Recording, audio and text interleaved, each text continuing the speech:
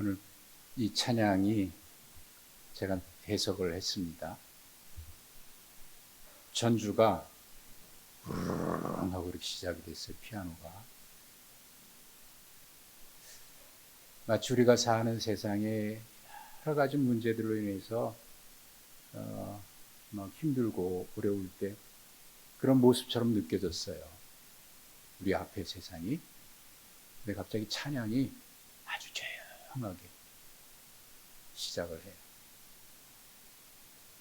그 순간 파도 같은 천둥처럼 요란했던 우리의 마음이 잔잔해지면서 끝으로 갈수록 피아노 소리는 없어지고 세미한 찬양 소리가 들리고, 그러다 마지막에는 피아노 소리도 커지고 찬양 소리도 커지고, 또다시 우리에게 막 그런 요란한 것이 있어도 더 큰 하나님의 음성이 일어나 걸어라, 그렇게 들려오는 거예요. 해석 잘했습니까?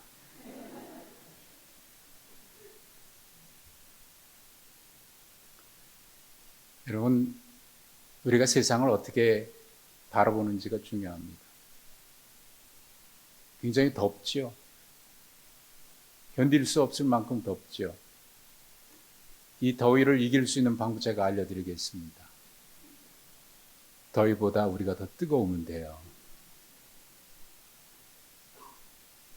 왜 더우냐면 우리 몸을 자꾸 식히니까 밖에 나가면 확 뜨거워지는 거예요. 적응하지 않고 자꾸 억지로 이렇게 식히니까. 오늘이 절기로 입추입니다. 이제 곧 선선한 계절이 다가올 겁니다.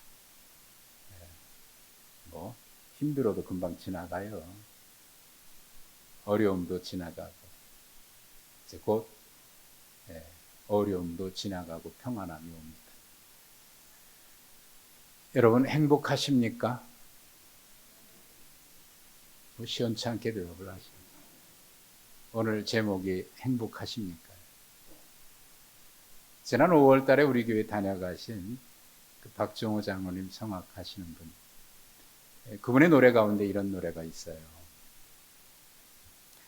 좋은 곳에 살아도 좋은 것을 먹어도 당신의 마음이 불편하면 행복이 아닌 거죠. 웃고 있는 모습이 행복한 것처럼 보여도 마음속에 걱정은 참 많을 거예요. 세상 살아가는 게 바빠서 마음에 틈이 생겼고, 그래서 처음 했던 약속 지키지 못하지만 이 세상의 모든 것 다 준다고 해도 가만히 생각해보고 골똘히 생각해보니까 당신만은 못합니다. 그런 찬양인 것 같기도 하고 아닌 것 같기도 하죠. 웃고 있는 모습이 행복하게 보이는데 마음속에는 많은 분심도 있고 염려도 있고 걱정도 있고, 그래도 행복하게 보이고 싶어서 웃고 있는데 웃는 게 웃는 게 아니라고. 행복해서 웃는 게 아니라 웃으면 행복해진다.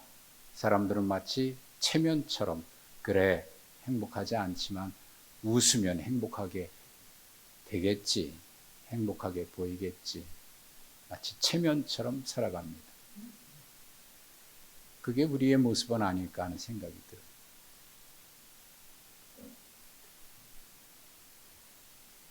여러분의 마음속에 제가 행복합니까 질문했는데 행복하게 보이는 겁니까? 아니면 정말 행복한 겁니까?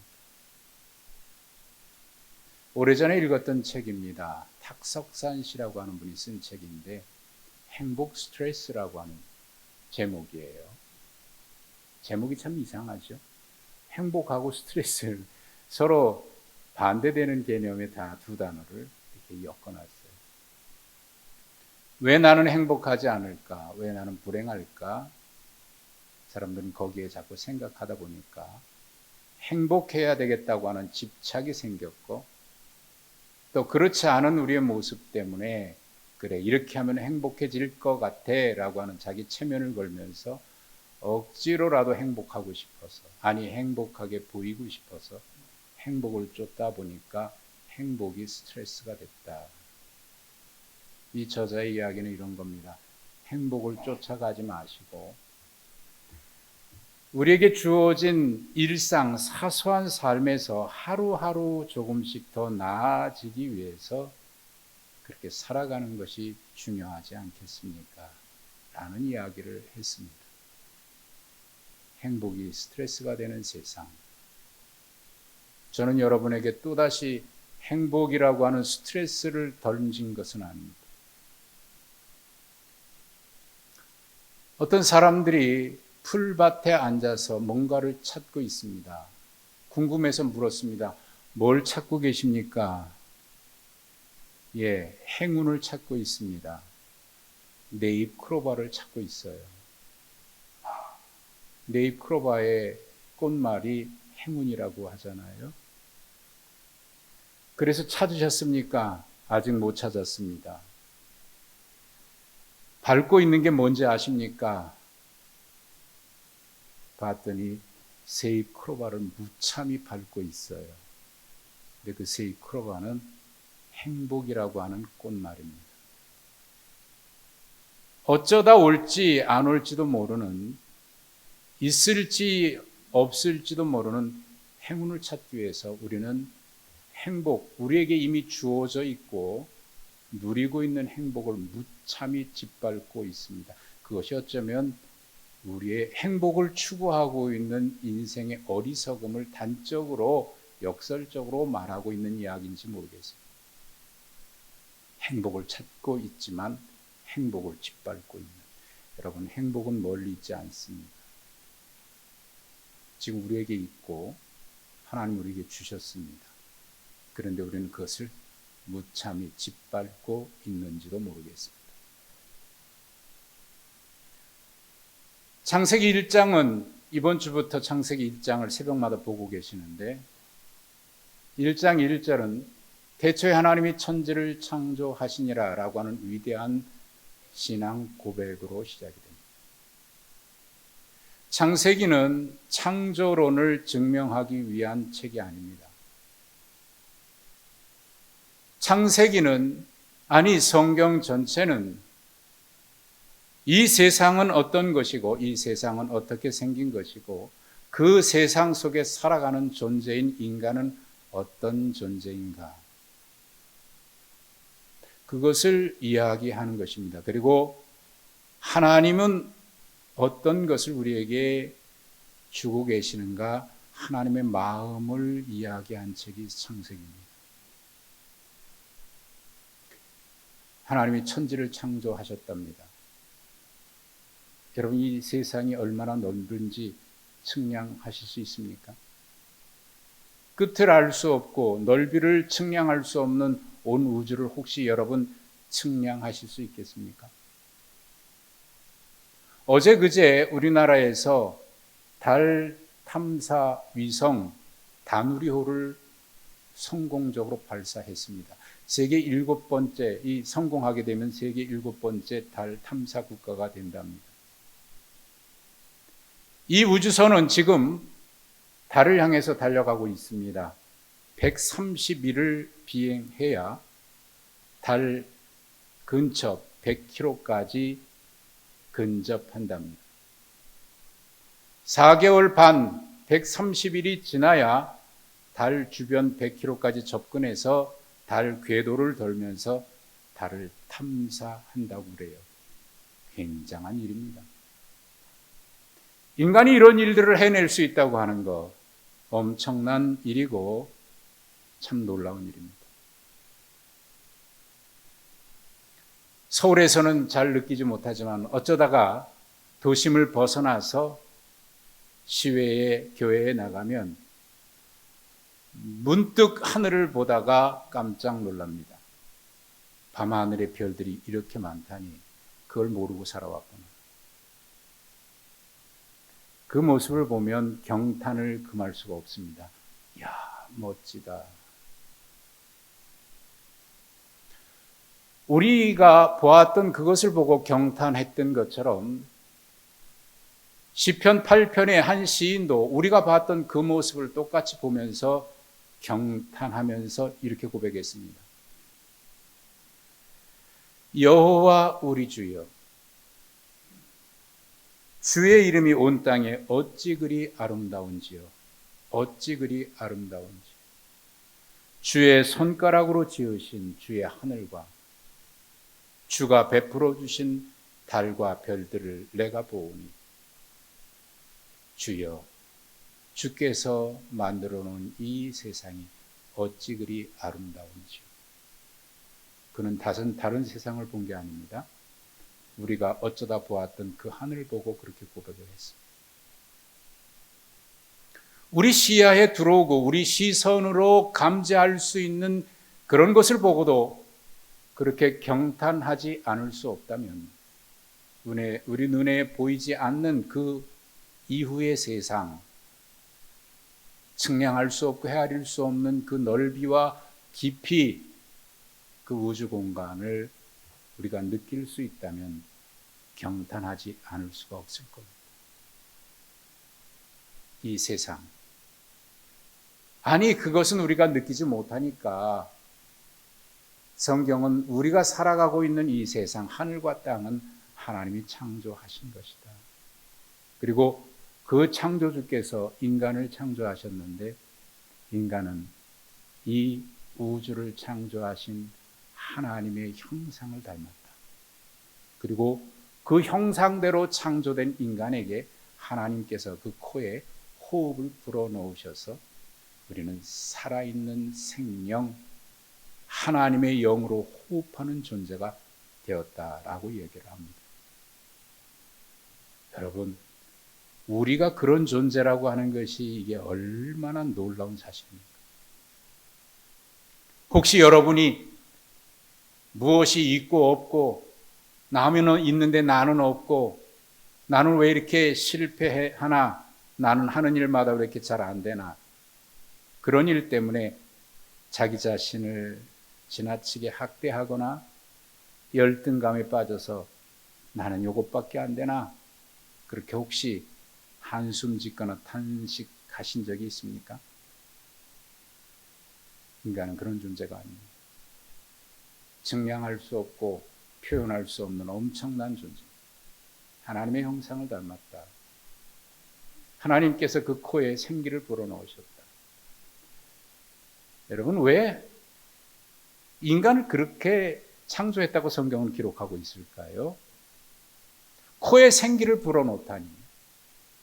저는 이 말씀을 읽으면서 우스겠습니다만 이런 상상을 해봤어요. 그럼 혹시 인공호흡 아시죠?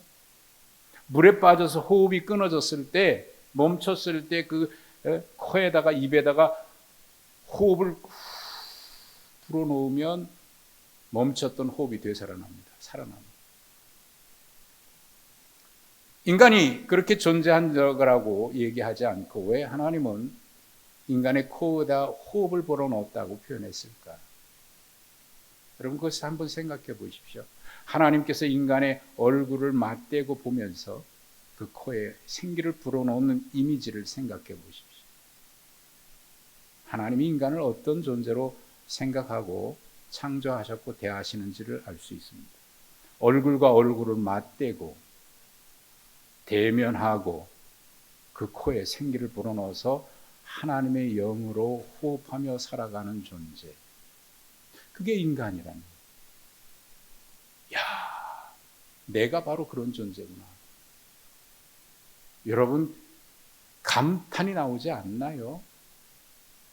혹시 여러분 자신을 그동안 살면서 이런저런 이유 때문에 하찮는 존재라고 생각했었습니까?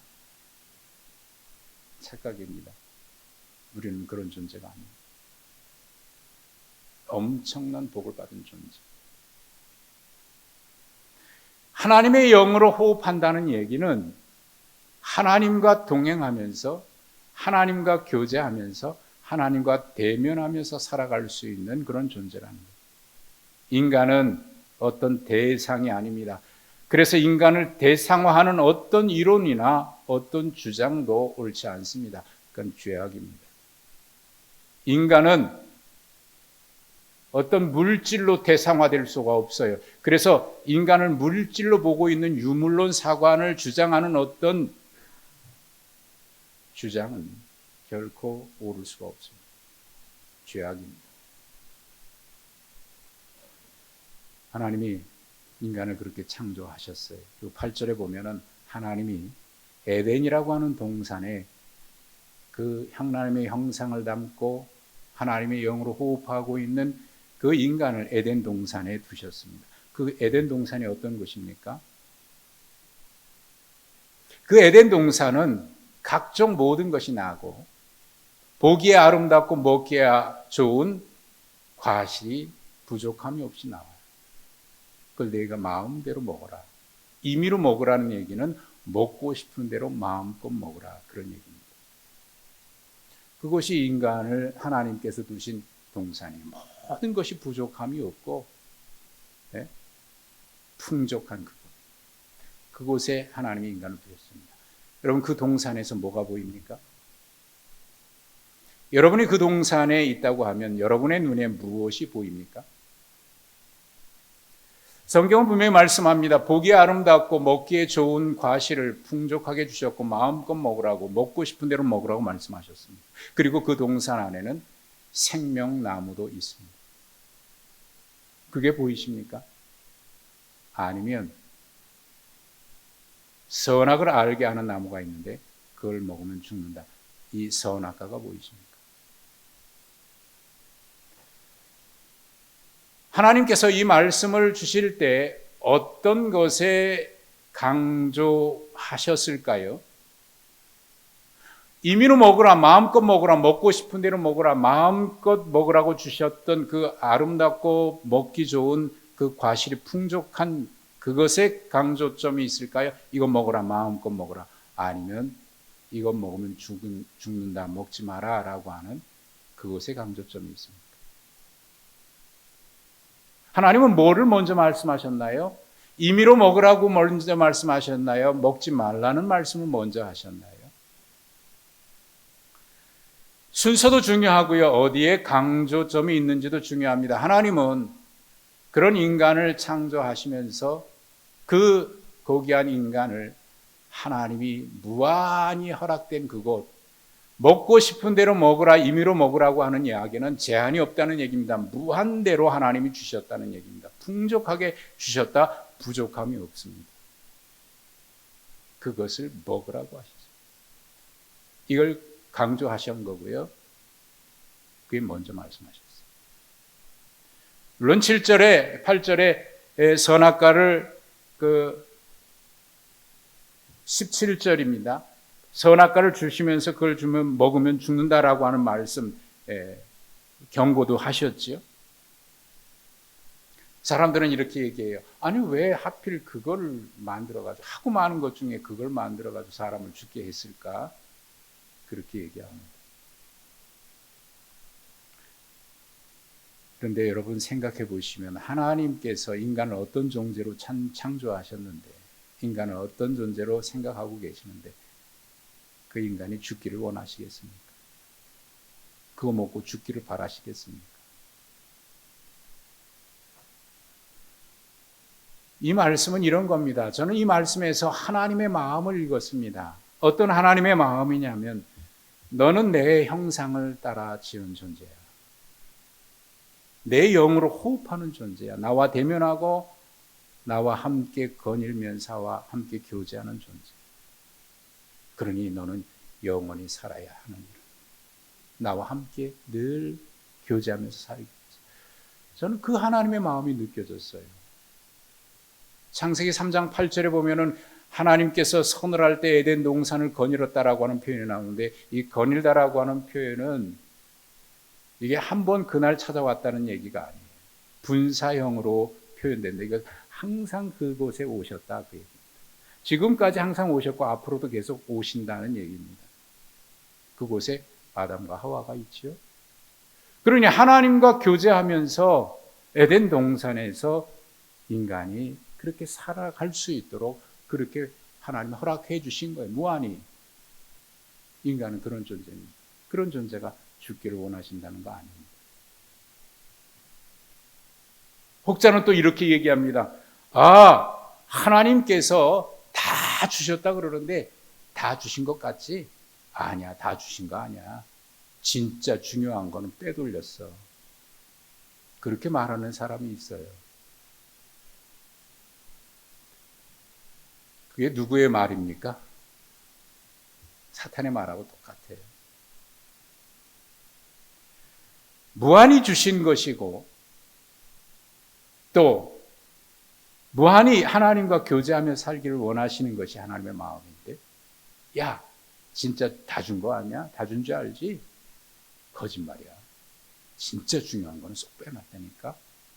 그거 안 준 거야. 사람의 마음은 다 가지고 있어도 그런 거 하나 얘기하면 그걸 갖고 싶어요. 그렇구나. 저거 차지해야 되겠구나. 소유욕이 생깁니다. 그래서 소유하려고 해요. 인간의 마음속에는 언제나 소유욕이 있습니다. 소유하면 행복하다고 생각합니다. 그래서 사람들은 행복은 소유에 있다고 얘기합니다.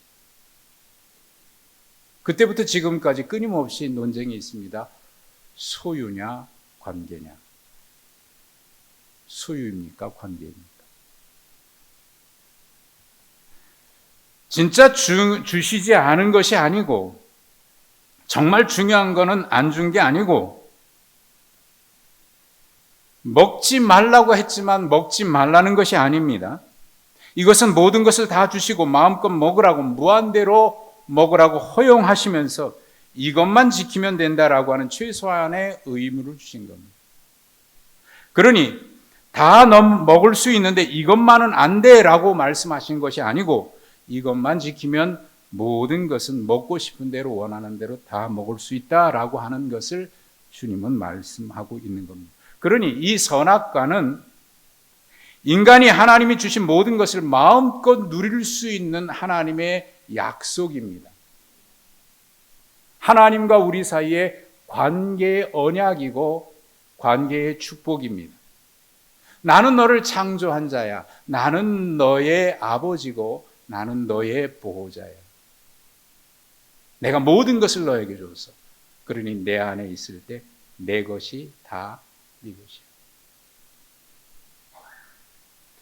여러분, 그 마음 아닙니까? 그 안에 있으면 모든 것이 다 하나님께서 우리에게 허락해 주신 거예요. 그러니 선악과는 하나님과 인간의 관계는 어떤 관계여야 하는지, 그것이 인간의 행복에 있어서 매우 중요한 것임을 우리에게 말씀해 주는 것이고요. 그리고 인간은 어떤 존재이며 인간은 어떤 무엇으로 사는 존재인지에 대한 존재 규정을 상징하는 것입니다. 하나님을 닮은 존재, 하나님을 영으로 호흡하는 존재, 하나님과 얼굴을 맞대고 대면하면서 하나님과 동행하고 항상 함께 살아갈 수 있는 존재. 인간은 하나님께서 그 에덴 동산에 주셨어요. 왜? 그거 모든 것을 마음껏 먹고 누릴 뿐만 아니라 관리하고 잘 다스리라고. 하나님의 대리자로, 하나님의 파트너로, 하나님의 관리자로, 하나님 동산의 관리자로 우리에게 맡기셨어요. 이 모든 것을 맡기셨다고 하는 얘기는 얼만큼 우리를 신뢰하고 위임해 주셨나 하는 것을 알 수 있어요. 그래서 신명기 33장 29절에 이런 고백을 합니다. 이스라엘이여 너는 행복한 사람이로다. 너만큼 하나님의 구원을 경험한 자가 누가 있느냐. 저는 이 말씀을 이렇게 고백하고 싶습니다. 너는 행복한 사람이야. 너만큼 하나님의 구원을, 하나님의 축복을 받은 자가 없어. 아니요. 이렇게 고백합니다. 나는 행복하다. 왜? 나만큼 하나님의 구원을 경험한 자가 없기 때문에. 여러분, 누구를 향한 말씀이에요? 여러분 각자를 향해서 하시는 하나님의 말씀 아닙니까? 이렇게 고백할 수 있습니다. 여러분 고백해 보십시오. 나는 행복하다. 왜? 하나님의 구원을 경험했습니다.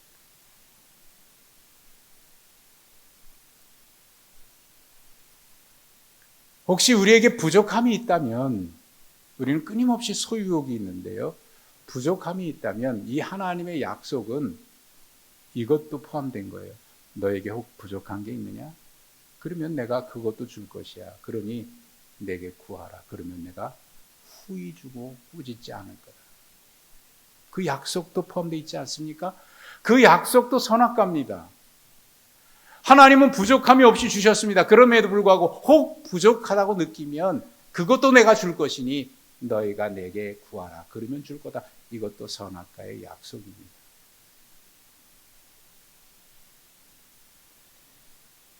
이 놀라운 사실을 깨달은 바울 사도는 이렇게 고백했습니다. 로마서 8장 32절의 말씀인데, 하나님이 독생자를 아낌없이 우리를 주셨는데 그 하나님께서, 독생자를 아낌없이 주신 하나님께서 모든 것을 그 아들과 함께 은혜로 주시지 아니하겠느냐. 여러분, 하나님은 부족하다 그러면 또 주시겠다고 약속하셨습니다. 그러니 이 또 다른 선악과가 있는데 그것이 기도입니다. 그러나 욕심으로 구하지 말아라. 여러분, 욕심이 뭐예요? 욕심은 하나님이 구하면 주신다고 하는 약속을 주셨는데, 욕심은 아니 주시지 말고요, 내가 가질게요, 내가 소유하겠습니다. 이게 욕심입니다. 욕심은 끊임없는 소유욕입니다.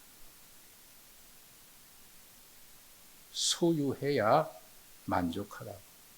그러나 여러분 느끼셨겠지만 소유하면 소유할수록 만족해지던가요? 소유하면 소유할수록 또 소유하고 싶어지는 게 인간의 욕심. 내 주머니에 넣어야 진짜 내 거라고 생각을 합니다. 그런데 하나님은 말씀하셨습니다. 구하는 자에게 줄 거야. 여러분, 내가 누릴 수 있는 축복은 꼭 주머니에 있어야만 누리는 것이 아닙니다. 그래서 하나님의 응답은 내 주머니에 넣어주시는 것도 하나님의 응답이지만, 하나님은 꼭 주머니에 넣어주시지만은 않습니다. 내 주머니에 넣어주시지 않아도 하나님께서 필요한 그 순간순간마다 누구를 통해서나, 아니면 어떤 관계를 통해서나, 어떤 환경을 통해서도 우리에게 주십니다. 내가 꼭 주머니에 있지 않아도 하나님의 주신 복을 누릴 수 있습니다. 그러니 욕심으로 구하지 말아라. 이것도 선악과인 거예요. 필요하면 왜 안 주시겠어요? 구하는 자에게 넉넉히 주시겠다고 좋은 것으로 주겠다고 약속하십니다. 다윗이 하나님께 얼마나 많은 복을 받은 사람입니까? 그에게 모든 것을 주셨어요. 그런데 다윗이 욕심이 생겼어요. 어느 날 바세바를 보고 욕심이 생겼어요. 그게 범했죠. 그때 나단 선지자가 와서 다윗에게 이런 이야기를 합니다. 왕이여, 하나님께서 당신에게 얼마나 많은 것을 주셨습니까? 그런데 혹 부족하셨습니까? 부족했다면 하나님이 그것 또한 주실 것입니다. 그런데 왜 하나님을 믿지 않고 욕심을 부리셨습니까? 욕심입니다. 욕심은 끊임없이 내가 소유하고 싶어 합니다. 하나님께서 왜 주시지 않겠어요? 그러니 중요한 것은 없다고 관계를 깨면서 내가 그것을 차지하고 내 주머니에 넣을 것이 아니라, 하나님과의 관계가 올바로 유지만 된다고 하면 하나님께 구하는 것, 주의 이름으로 구하는 것, 구하지 않는 것까지도 하나님께서 주시겠다고 약속하셨는데 그 관계가 더 중요하지 않겠습니까? 그러니 창조기의 말씀은 창조 질서를 말하는 거예요. 하나님과의 관계가 올바로 회복되어 있으면 그 안에 하나님께서 주실 모든 것을 우리는 누릴 수 있습니다. 그런데 우리는 소유하고 싶어서 하나님과의 관계 언약을 깨고 선악과를 깨고 내가 소유하려고 한 겁니다. 그 순간 하나님이 주시는 모든 것이, 그 생명의 과일 생명과도 그렇고 모든 것에서 우리는 소외가 되기 시작합니다.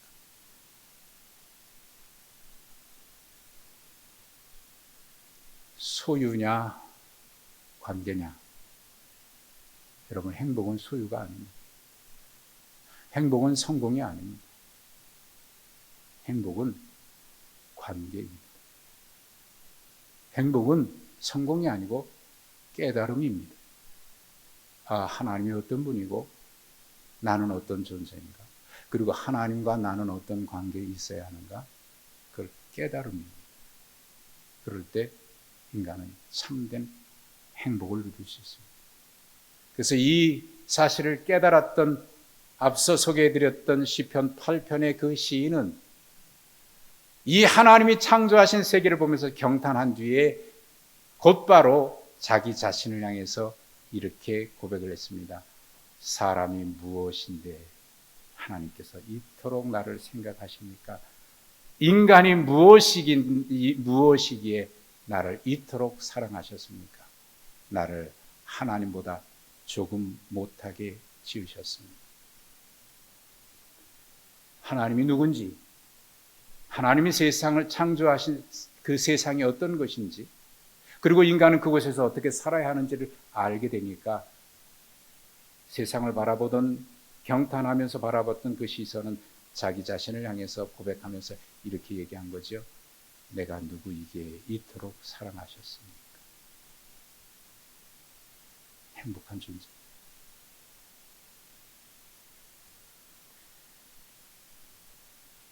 한 성도는 그 깨달음을 통해서 이렇게 고백을 했습니다.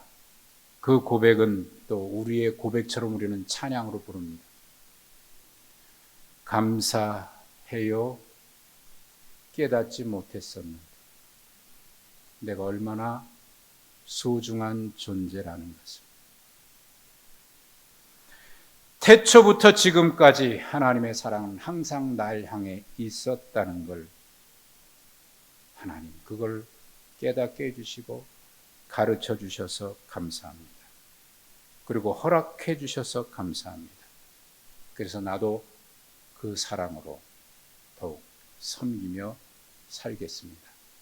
깨닫고 고백하고 다짐했습니다.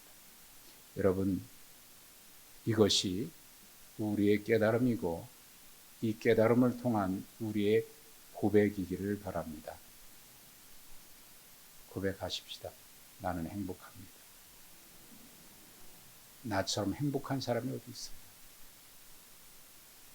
행복하십니까? 행복하게 보이는 게 아니고 진짜 행복하십니까?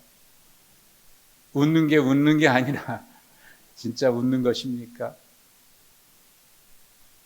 행복하게 보이는 게 아니라 이 사실을 깨달으니까 행복합니다.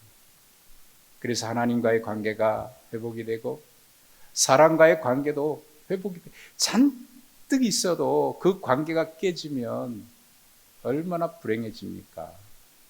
꼭 내 것이라고 소유해야 행복한 거 아니잖아요. 내게 없어도 하나님께서 누군가를 통해서 누리게 해주셨다고 하면 그거 행복한 거 아닙니까? 그러니까 그 관계가 행복 유지가 돼야지. 가정 안에, 식구들 간에 이 사람 보니까 그런데 저 사람 보니까 더 멋져 보이고 아니요. 내 안에 이미 하나님 주셨어요. 내게 꼭 필요한 사람 주셨어요. 그래서 하나님과의 관계가 회복이 되고 사람과의 관계가 회복이 되고 세상과의 관계가 회복이 되니까 이게 창조 질서인데요. 결론, 행복합니다. 축복합니다. 여러분 행복하시기 바랍니다. 하나님 아버지 감사합니다. 몰랐습니다. 욕심 때문에 눈이 어두워져서 보지 못했습니다. 내게 주셨고 내가 누리는 모든 것 하나님의 선물이고 축복이라는 것 깨달았습니다. 그래서 나는 행복합니다.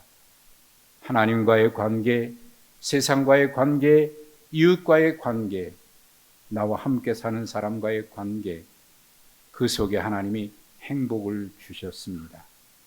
하나님, 이 올바른 관계 유지하면서 창조 질서가 회복되어 날마다 행복하게 살아가는 주님의 자녀들 다 되게 하여 주옵소서.